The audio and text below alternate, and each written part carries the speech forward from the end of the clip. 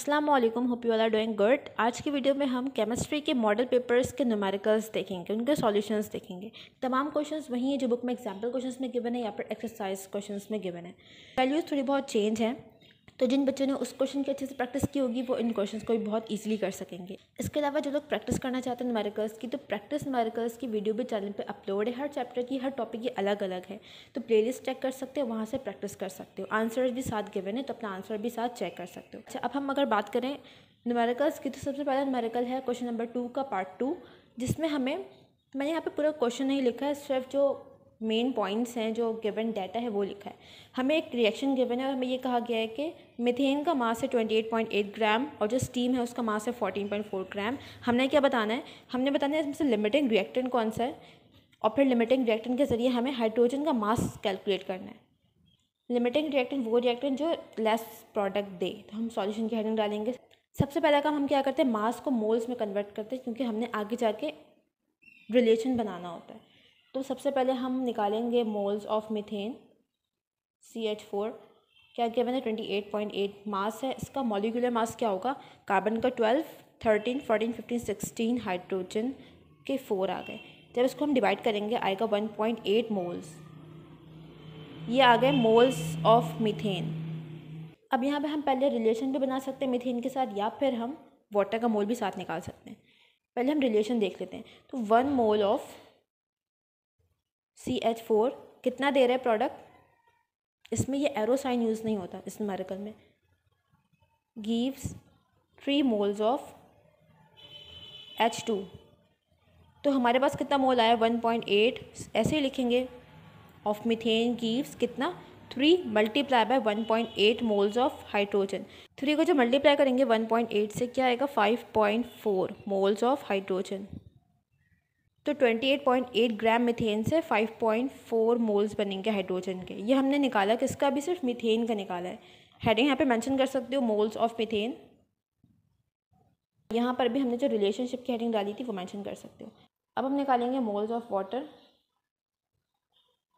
Water का मास 14.4, molecular mass 18, divide करेंगे, क्या आंसर आएगा? 0.8 मोल्स ऑफ H2O। ये हमने मोल्स निकाले। अब हम क्या करेंगे, इसका रिलेशन बनाएंगे।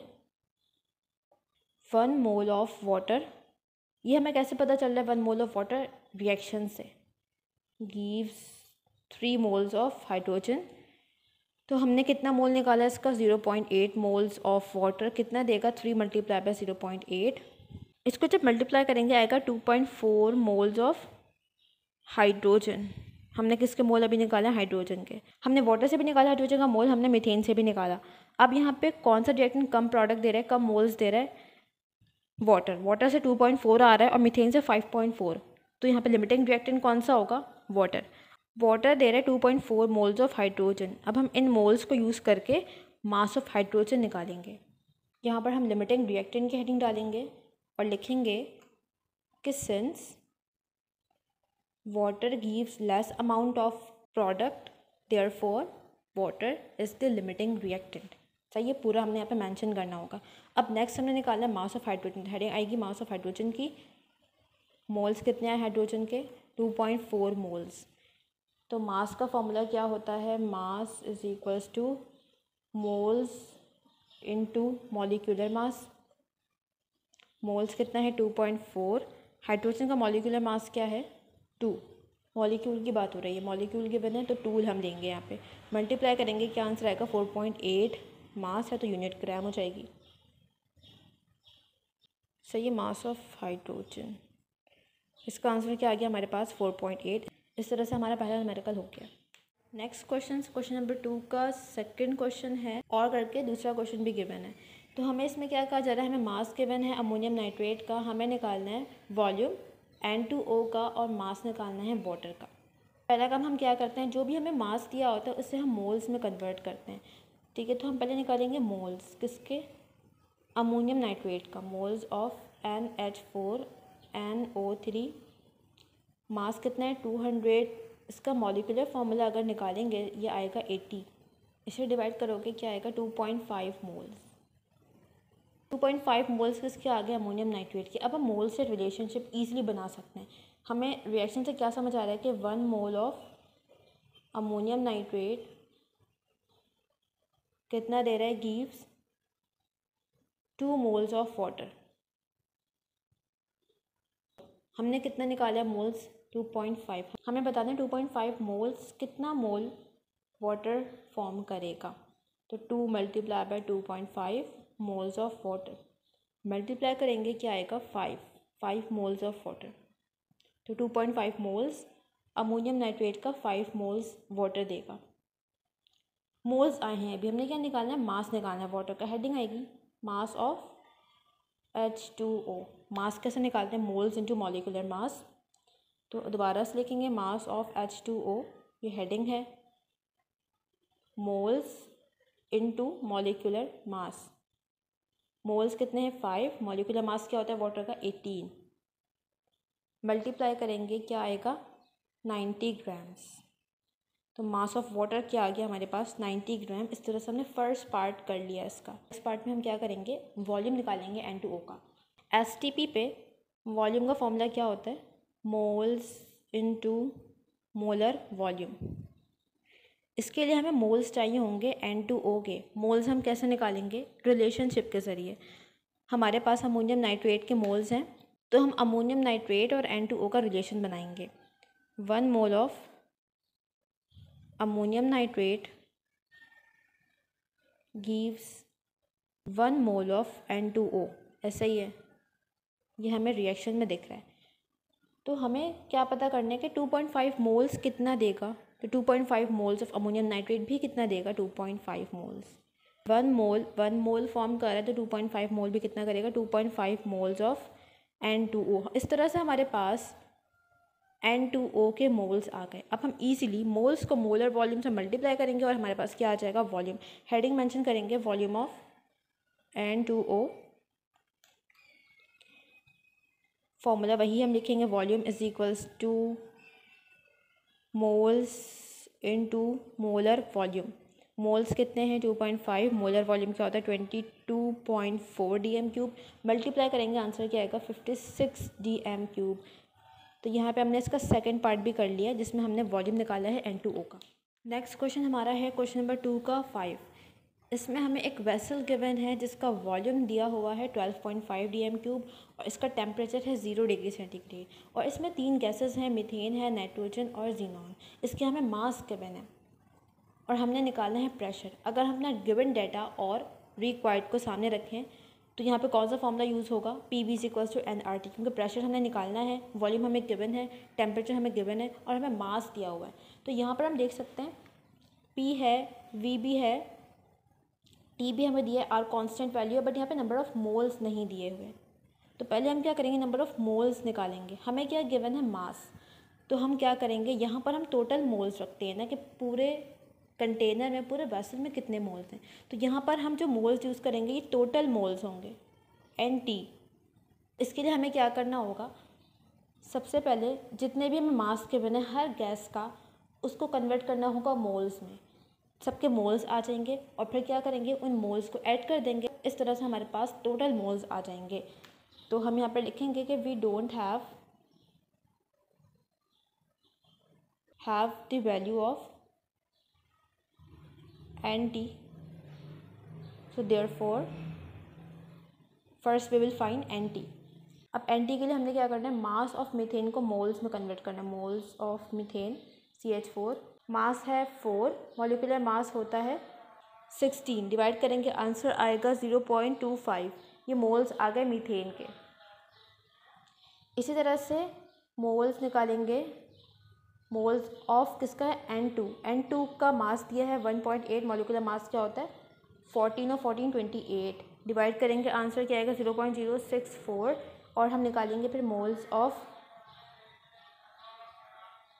जीनॉन का हमें दिया है 10 मास। मॉलिक्यूलर मास इसका नहीं बल्कि इसका एटॉमिक मास होगा, क्या होगा 131, क्योंकि ये मॉलिक्यूल की फॉर्म में नहीं होता।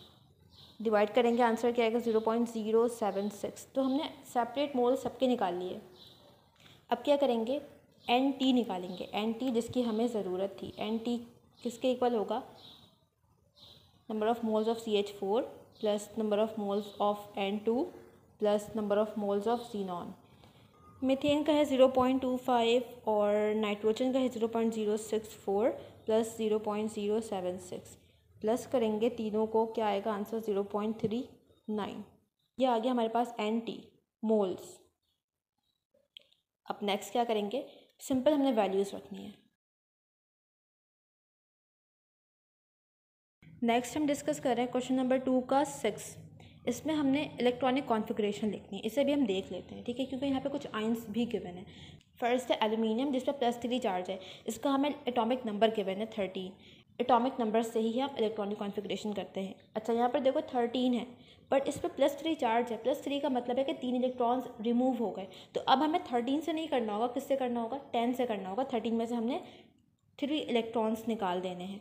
तो 1s2 2s2 2p6 हो गए 10। अब ब्रोमीन का है 35, तो 1s2 2s2 2p6 3s2 3p6 4s2 3d10।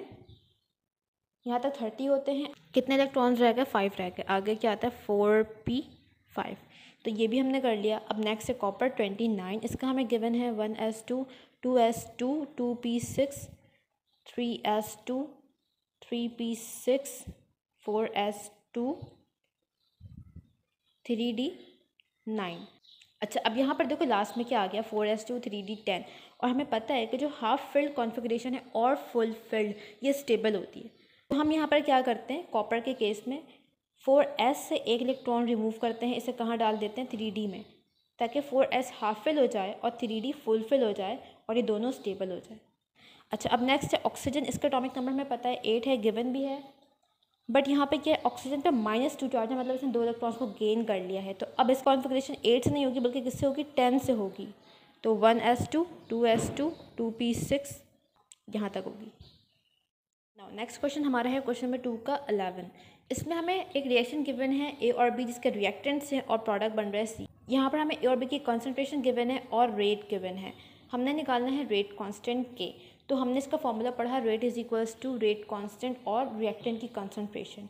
यहाँ पर इसके साथ कोई मोल्स नहीं है तो हम कोई पावर नहीं लिखेंगे। जो भी मोल यहाँ पर होगा वो क्या बन जाता है, पावर बन जाता है। तो यहाँ पे हमने ये अपनी इक्वेशन लिखी। इस केमिकल इक्वेशन को देखते हुए अब हम क्या करेंगे, हमने निकालना है K, तो हम K को एक साइड पर रखेंगे, बाकी वैल्यूज़ को दूसरी साइड पर लेकर जाएंगे। K is equal to rate over A और B की कंसंट्रेशन। रेट हमें दिया है 3.8 एक्सपोनेंट -3, A की कंसंट्रेशन है 0.43, B की कंसंट्रेशन है 0.78। 3.8 एक्सपोनेंट -3, जब इनको हम मल्टीप्लाई करेंगे दोनों को, कि हमारे पास आएगा 0.335, और फिर नेक्स्ट स्टेप में इनको डिवाइड करेंगे, आंसर आएगा 0.0113। ये हमारा आ गया K रेट कांस्टेंट। इसकी यूनिट क्या होगी, देखो रेट की यूनिट क्या होती है, मोलर सेकेंड, ठीक है। नीचे हमारे पास 2 कंसंट्रेशन है, तो इसका मोलर और इसके साथ भी मोलर है, क्या बन जाएगा, दोनों को अगर हम मल्टीप्लाई करेंगे m², मोलर स्क्वायर, ठीक है। तो यहाँ पर मोलर से एक मोलर कैंसिल हो जाएगा और हमारे पास क्या रह जाएगा, डिनोमिनेटर में मोलर और न्यूमरेटर में सेकेंड, तो ये बन जाएगा मोलर इन्वर्स सेकेंड। नेक्स्ट हमारा क्वेश्चन है क्वेश्चन नंबर 3 का A पार्ट। हमें एक रिएक्शन गिवन है, सल्फर डाइऑक्साइड प्लस ऑक्सीजन, क्या बन रहा है SO3। यहाँ पर हमें मोल्स गिवन है 5 मोल्स 4 मोल्स और 2.8 मोल्स, और हमें वॉल्यूम गिवन है। हमने निकालना है Kc इक्विलिब्रियम कांस्टेंट। Kc का फॉर्मूला क्या होता है, Kc is equals to reactant, Kc is equals to product की कंसनट्रेशन SO3, मोल्स है ये क्या बन जाएगा, पावर, ओवर रिएक्टेंट की कंसनट्रेशन। रिएक्टेंट क्या है, SO2। SO2 के साथ मोल है 2 लगा हुआ है, तो हम यहाँ पे 2 को पावर बना देते हैं। अच्छा, और दूसरा रिएक्टेंट है ऑक्सीजन, इसके साथ कोई मोल्स नहीं है तो हमने मोल्स नहीं लिखे। अच्छा, यहाँ पर जो हम लिखते हैं ये क्या लिखते हैं, एक्टिव मास लिखते हैं, कंसंट्रेशन लिखते हैं एक्टिव मास। एक्टिव मास क्या होता था, मोल्स ओवर वॉल्यूम, इसीलिए इसकी यूनिट हम क्या लिखते थे, मोल्स पर dm³, ऐसा ही है। अब यह सवाल में हमें कंसंट्रेशन या एक्टिव मास नहीं गिवन है, हमें क्या गिवन है, मोल्स गिवन है, और हमें वॉल्यूम भी दे दिया है। तो यहाँ पर हम मोल्स नहीं रख सकते, यहाँ पे क्या आता है, एक्टिव मास आता है, मोल ओवर वॉल्यूम आता है। तो यहाँ पर हम ये मोल्स नहीं रखेंगे डायरेक्ट, हम क्या करेंगे, मोल्स ओवर वॉल्यूम रखेंगे। ठीक है, तो SO3 है, SO3 का मोल कितना गिवन है 2.8 और वॉल्यूम क्या है 2 है, पावर वैसे ही आ गई। SO2 मोल्स कितने हैं 5, वॉल्यूम कितना है 2, पावर वैसे ही आ गई। नेक्स्ट ऑक्सीजन का मोल कितना है 4, वॉल्यूम कितना है 2। तो इस तरह से हमने एक्टिव मास लिख लिया। इसी चीज़ को यहाँ पर भी कैलकुलेट कर सकते हो, यहाँ पर भी मोल्स को हम डायरेक्ट वॉल्यूम से डिवाइड करके एक्टिव मास निकाल सकते हैं। ठीक है, 1.4 आ जाएगा मोल पर DM³, फिर 1.4 को हम यहाँ पर रखते हैं। तो किसी तरह से भी इसको कर सकते हो, बट डायरेक्ट मोल्स यूज़ नहीं होंगे, क्या यूज़ होगा, मोल ओवर वॉल्यूम। अच्छा, अब नेक्स्ट हमने सिंपल इसको कैलकुलेट करना है। डिवाइड करोगे 2.8 को 2 से, क्या आएगा 1.4, इसका स्क्वायर हो गया। नेक्स्ट है 2.5 स्क्वायर हो गया, और इसको करेंगे तो 2। 1.4 का जब हम स्क्वायर लेंगे आएगा 1.96, यहाँ पर भी लेंगे 6.25 मल्टीप्लाई बाय 2, और इसे जब मल्टीप्लाई के बाद डिवाइड करोगे क्या आएगा 0.156 kc। लास्ट में यूनिट, यहाँ पर देखो कंसंट्रेशन की मोलर स्क्वायर हो गई, यहाँ पर भी मोलर स्क्वायर हो गई, यहाँ पर मोलर हो गई। तो मोलर स्क्वायर से मोलर स्क्वायर कैंसिल, क्या रहेगी हमारे पास डिनोमिनेटर में मोलर, मोलर इन्वर्स। इसी चीज़ को हम ऐसे भी लिख सकते हैं DM³ पर मोल।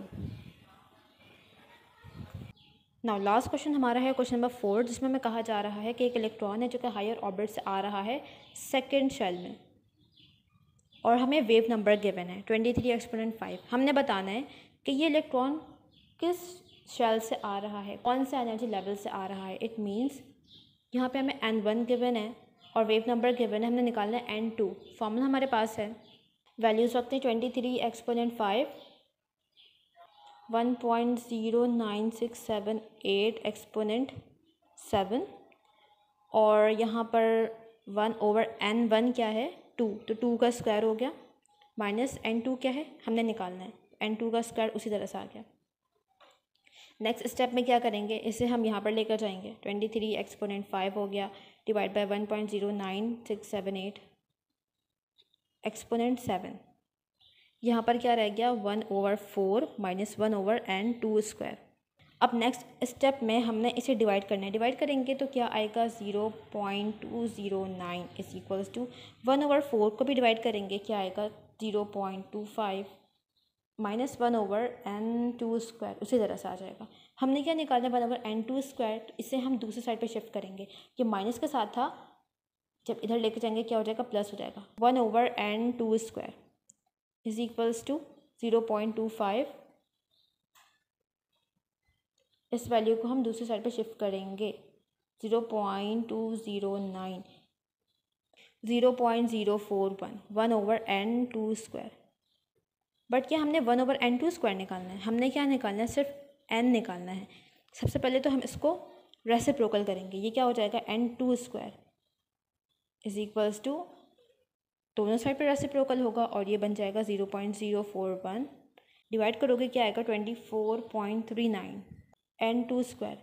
क्या हमने N2 स्क्वायर निकालना है, हमने क्या निकालना है, सिर्फ n निकालना है, इसका अंडर रूट लेंगे, N2 square is equals to 24.39, ये तो कैंसिल हो जाएगा स्क्वायर से, क्या रह जाएगा N2 इज इक्वल्स टू, इसका जब रूट निकालोगे क्या आएगा 5, तो N2 की वैल्यू हमारे पास क्या आ गई 5।